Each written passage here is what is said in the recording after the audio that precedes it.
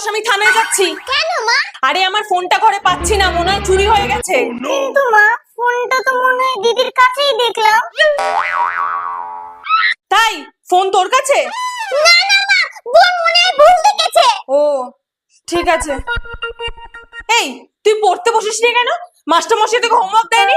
না, আমি সব পড়া পারি তো, তাই মাস্টার মশাই আমাকে হোমওয়ার্ক দেয় না। কিন্তু মাস্টার মশাই তোকে প্রতিদিনই বকে। চুপ কর, নাহলে তোকে ফোন ছুঁড়ে মারবো। তোর কাছে ফোন? মাস্টার মশাই এতবার ফোন করেছিল? হ্যাঁ মাস্টার মশাই ফোন কর। আমি ওকে দিয়ে বাসন মাজাই, ঘর মোছাই, ঘরের সব কাজ করাই, তাই জন্য হোমওয়ার্ক করতে পারে না। থানায় যাচ্ছিলাম ফোনের রিপোর্ট জমা করতে, এবার তোকে জমা করে আসবো। চ।